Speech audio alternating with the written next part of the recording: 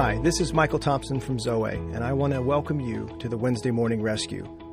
This is our weekly audio encouragement offered through Zoe's daily orientation. What you are about to listen to is an excerpt from the Men's Heart of a Warrior Conference or the Zoe Women's Deepening Weekend Retreat. It is our hope that your heart finds strength, beauty, and courage for the life God has called you to live in the larger story.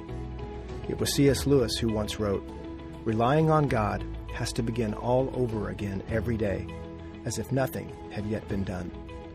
It is our prayer that this devotional brings an orientation to your heart, settling you and equipping you to play your part well in the great love story set in the midst of the fierce battle. Today, may you experience the love of God, learning how to walk with Him and live free.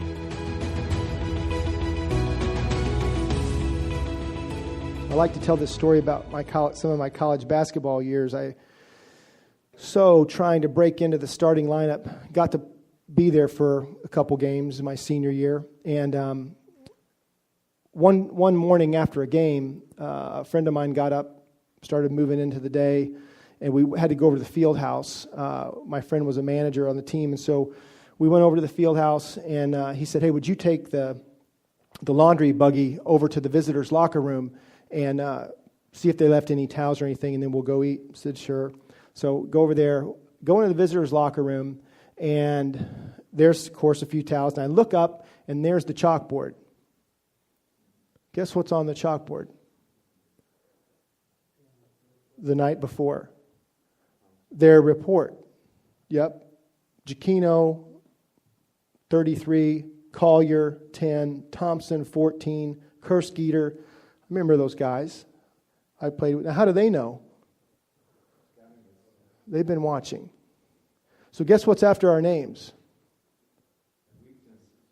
Strengths. What we do. There was a big list of stuff I could do. It was really good. Then the weaknesses. Or actually, what they want to do to exploit. Weaknesses. Make him go left. Full court penetration, try to trap him in the corners. Whoa. I'm looking at the chalkboard going, I can go left? What do you mean pressure? They've come up with their scheme. You see that in Scripture anywhere? Look it up. Schemes of the devil.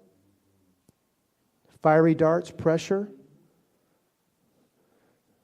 How do they get that information? Now, let's go back to 5th grade. Do you think there was anything like that in 6th grade? No, we were just trying to stand on an X, for goodness sakes. Guard this. That's how the game was played when you're in 5th grade.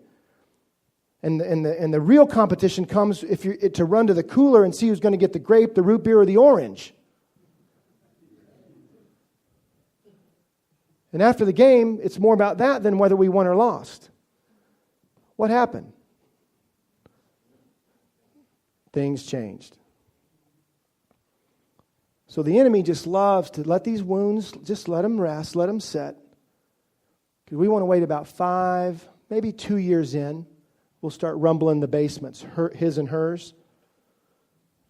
His wounds, her wounds. His false self, her false self. What's that a recipe for? Victory for the kingdom of darkness.